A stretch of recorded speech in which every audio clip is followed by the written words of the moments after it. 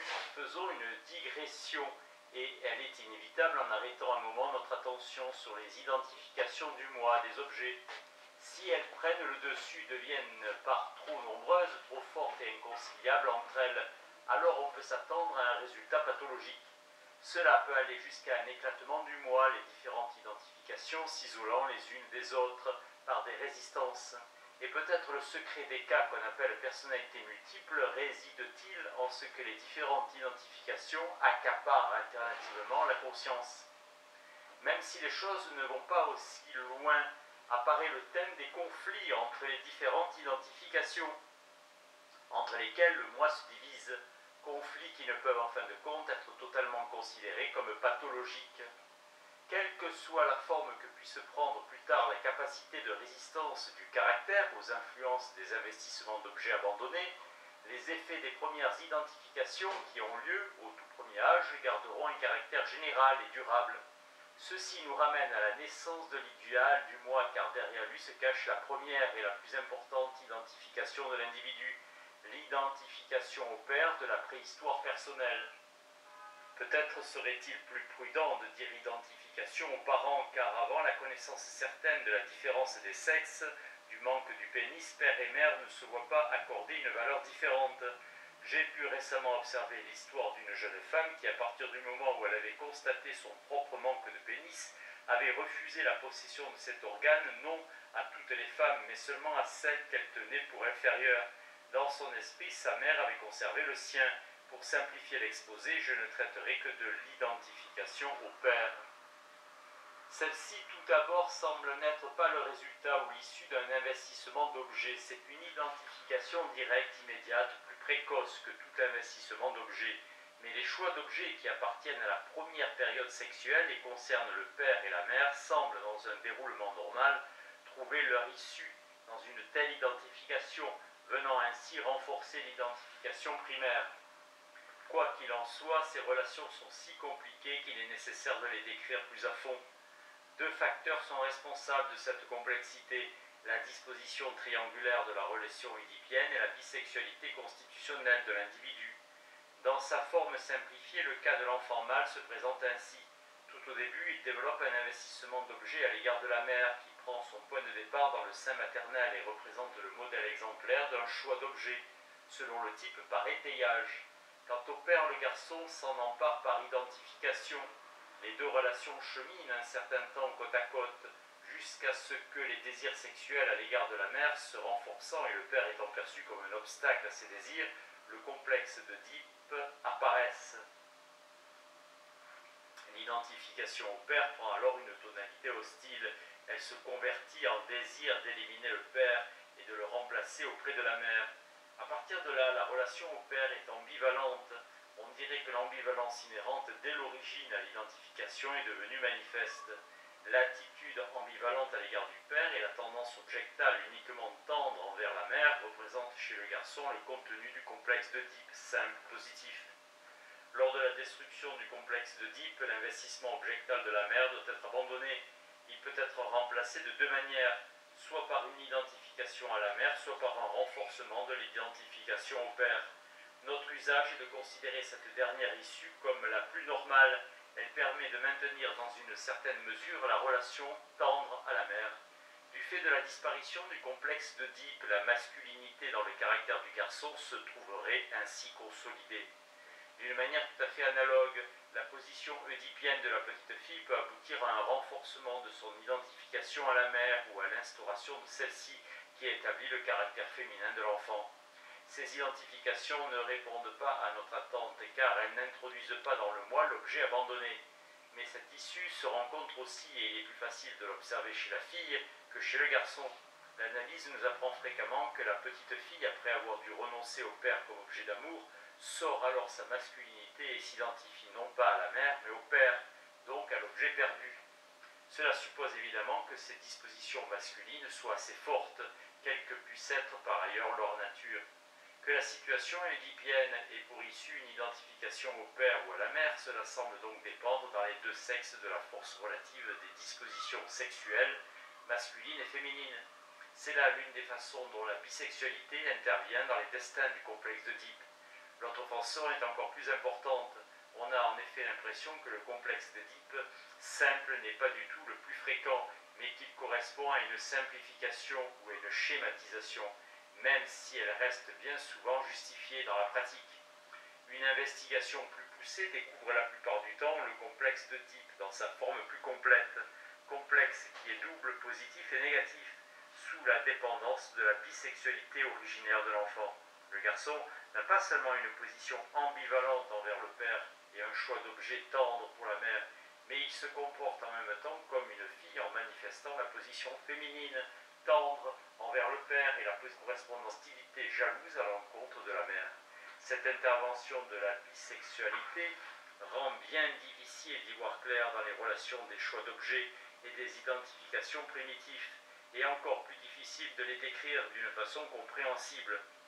Il se pourrait aussi que l'ambivalence constatée dans les rapports avec les parents doit être entièrement rattachée à la bisexualité et qu'elle ne se développe pas, comme je l'ai présenté plus haut, à partir de l'identification et en raison de l'attitude de rivalité. Je crois qu'on fait bien d'admettre en général, et tout particulièrement chez les névrosés, l'existence du complexe d'Oedipe complet. L'expérience analytique montre alors que dans nombre de cas, l'un ou l'autre constituant du complexe s'évanouit, ne laissant que des traces à peine perceptibles, de sorte qu'on obtient une série avec, à l'une de ses extrémités, le complexe de type normal positif et à l'autre, le complexe inversé négatif, tandis que les termes intermédiaires revêtent la forme complète avec une participation variable des deux composantes. Lors de la disparition du complexe d'Oedipe, les quatre tendances qu'il comporte se regrouperont de telle sorte qu'une identification au père et une identification à la mère en résultent. L'identification au père conservera l'objet maternel du complexe positif et remplacera en même temps l'objet paternel du complexe inversé. Ceci vaudra de façon analogue pour l'identification à la mère. Dans la marque plus ou moins forte des deux identifications se reflètera l'inégalité des deux dispositions sexuelles. On peut donc admettre comme résultat le plus général de la phase sexuelle dominée par le complexe d'Oedipe une sédimentation dans le moi qui consiste dans la production de ces deux identifications accordées de quelque façon l'une à l'autre. Cette modification du moi garde sa position particulière, elle s'oppose au reste du contenu du moi comme idéal du moi ou surmoi. Cependant, le surmoi n'est pas simplement un résidu des premiers choix d'objets du ça, mais il a aussi la signification d'une formation réactionnelle et énergique contre eux. Sa relation au moi ne s'épuise pas dans le précepte. Tu dois être ainsi comme le Père. Elle comprend aussi l'interdiction. Tu n'as pas le droit d'être ainsi comme le Père, c'est-à-dire tu n'as pas le droit de faire tout ce qu'il fait. Certaines choses lui restent réservées. Ce double visage de l'idéal du moi dérive du fait que l'idéal du moi a fait tous ses efforts pour le refoulement du complexe d'Oedipe, et même qu'il ne doit sa naissance qu'à son renversement. Le refoulement du complexe d'Oedipe n'a évidemment pas été une tâche facile, les parents, en particulier le père, ayant été reconnus comme l'obstacle à la réalisation des désirs oedipiens. Le moi infantile, en vue d'accomplir ce refoulement, se renforça en érigeant en lui ce même obstacle. Il emprunta d'une certaine façon au père la force nécessaire, emprunt qui est un acte extraordinairement lourd de conséquences. Le surmoi conservera le caractère du père. Plus le complexe d'Oedipe a été fort et plus son refoulement s'est produit rapidement. Sous l'influence de l'autorité, de l'instruction religieuse, de l'enseignement, des lectures, plus sévère sera plus tard la domination du surmoi sur le moi comme conscience morale, voire comme sentiment de culpabilité inconscient. D'où tire-t-il la force pour cette domination et le caractère compulsionnel qui se manifeste comme impératif catégorique? Je ferai plus tard une supposition à ce sujet. Si nous considérons encore une fois la naissance du surmoi telle que nous l'avons décrite, nous reconnaissons qu'il est le résultat de deux facteurs biologiques de la plus haute importance. Le long état de détresse et de dépendance infantile de l'être humain et le fait de son complexe d'Oedipe que nous avons bien ramené à l'interruption du développement de la libido par la période de latence, donc à l'instauration diphasée de sa vie sexuelle. Dans cette dernière propriété spécifiquement humaine, semble-t-il, une hypothèse psychanalytique voit l'héritage du développement vers la culture imposée par la période glaciaire. Ainsi, la séparation du surmoi avec le moi n'a rien de fort et de l'espèce, et même en donnant à l'influence des parents une expression persistante, elle pérennise l'existence des facteurs auxquels elle doit son origine. On a reproché d'innombrables fois à la psychanalyse de ne pas se soucier de ce qui dans l'homme est supérieur, moral, supra-personnel. Ce reproche était injuste, du double point de vue historique et méthodique. Du premier point de vue, car dès le début c'est aux tendances morales et esthétiques dans le moi que nous avons assigné ce qui donne impulsion au refoulement. Du second point de vue, puisqu'on ne voulait pas voir que la recherche psychanalytique ne pouvait faire son apparition, comme le fait un système philosophique, avec son appareil théorique complet et achevé, mais qu'elle devait frayer progressivement sa voie vers la compréhension des complications psychiques, au moyen de l'analyse en leurs éléments, des phénomènes normaux et anormaux. Aussi longtemps que nous avions à nous consacrer à l'étude du refoulé dans la vie psychique, nous n'éprouvions pas le besoin de partager l'anxiété de ceux qui se préoccupaient de savoir où nous avions laissé ce qu'il y a de supérieur en l'homme.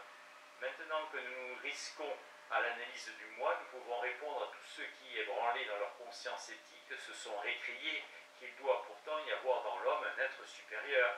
Certainement, et voici cet être supérieur, l'idéal du moi, ou sur-moi, la représentance de notre relation aux parents. Petit enfant, nous avons connu, admiré, redouté ces êtres supérieurs. Plus tard, nous les avons pris en nous-mêmes. L'idéal du moi est donc l'héritier du complexe d'Oedipe et de ce fait l'expression des plus puissantes motions et des plus importants destins de la libido du ça. Par son édification, le moi assurait son emprise sur le complexe d'Oedipe et en même temps il s'est lui-même soumis au ça, tandis que le moi est essentiellement représentant du monde extérieur, de la réalité. Le surmoi se pose en face de lui comme mandataire du monde intérieur, du ça. Les conflits entre le moi et l'idéal reflèteront en la dernière analyse. Nous sommes maintenant prêts à l'admettre, l'opposition entre réel et psychique, monde extérieur et monde intérieur. Ce que la biologie et les destins de l'espèce humaine ont créé et laissé dans le ça est repris par le moi au moyen de la formation d'idéal et revécu en lui sur le plan individuel. Par suite de l'histoire de sa formation, l'idéal du moi a les liens les plus étendus avec l'acquis phylogénétique de l'individu, son héritage archaïque. Ce qui a appartenu au plus profond de la vie psychique individuelle, la formation d'idéal en fait ce qu'il y a de plus élevé dans l'âme humaine, cela au sens de notre échelle de valeur. Mais ce serait peine perdue que de localiser l'idéal du moi, ne fût-ce qu'à la façon dont nous avons localisé le moi, ou de vouloir le faire entrer dans l'une des comparaisons par lesquelles nous avons essayé de figurer la relation du moi au ça. Il est facile de montrer que l'idéal du moi satisfait à toutes les exigences posées à l'essence supérieure de l'homme.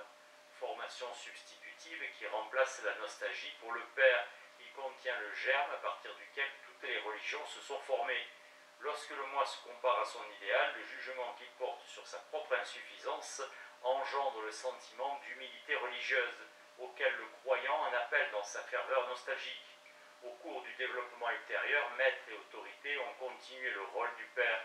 Leurs ordres et leurs interdictions sont restés puissants dans le moi idéal et sous forme de conscience morale exercent désormais la censure morale. La tension entre les exigences de la conscience morale et les réalisations du moi est ressentie comme sentiment de culpabilité. Les sentiments sociaux reposent sur des identifications à d'autres sur la base d'un même idéal du moi. Religion, morale et sentiment social, ces contenus principaux de ce qu'il y a de plus élevé dans l'homme.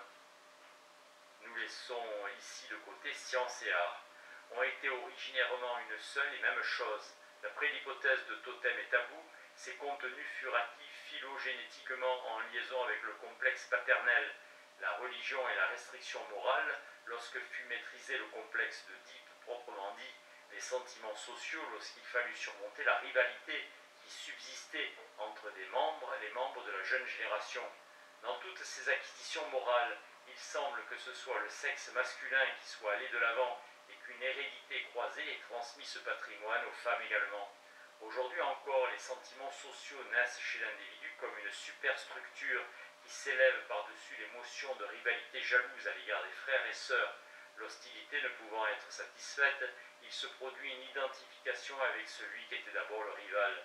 Des observations faites sur des cas légers d'homosexualité viennent à l'appui de la supposition selon laquelle cette identification, elle aussi, est le substitut d'un choix d'objet tendre qui a pris la place de l'attitude agressive hostile.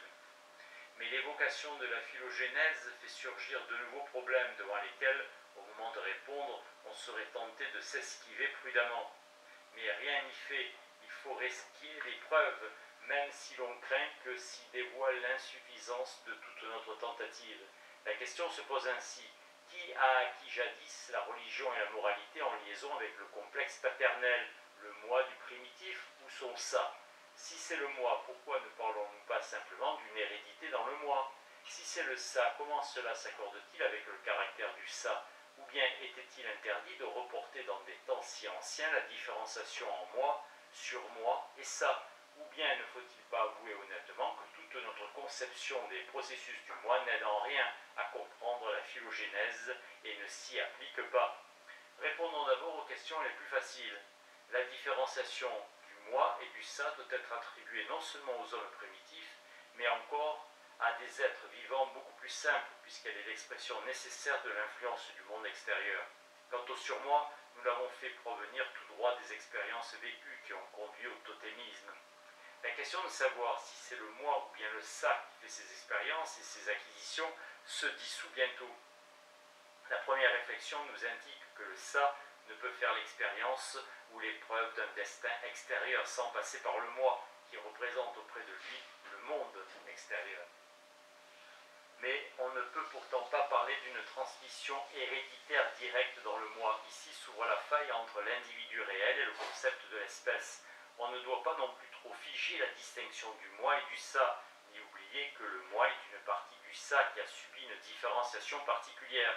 Il semble que les expériences vécues du moi se perdent tout d'abord pour le patrimoine héréditaire, mais que si elles se répètent avec une fréquence et une force suffisante chez de nombreux individus, se succédant de génération en génération, elles se transposent, pour ainsi dire, en expériences vécues du ça, dont les empreintes sont maintenues par hérédité.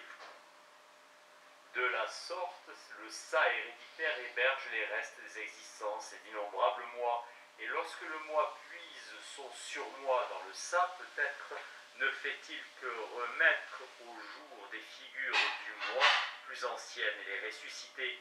L'histoire de l'apparition du surmoi permet de comprendre que des conflits qui opposaient d'abord le moi aux investissements d'objets du ça puissent se continuer en conflit avec l'héritier de ces investissements, le surmoi. Lorsque le moi a mal réussi à maîtriser le complexe d'Oedipe, l'investissement énergétique de celui-ci, qui trouve son origine dans le ça, va se réactiver dans la formation réactionnelle de l'idéal du moi. La large communication entre cet idéal et ses motions pulsionnelles, ICS, nous permettra de résoudre cette énigme. Comment l'idéal lui-même, en grande partie inconscient, peut-il rester inaccessible au moi? Le combat qui avait fait rage dans les couches profondes et qui n'avait pu être mené à son terme par une rapide sublimation et identification se poursuit maintenant comme la bataille contre les 1 peinte par Kolbach dans une région supérieure.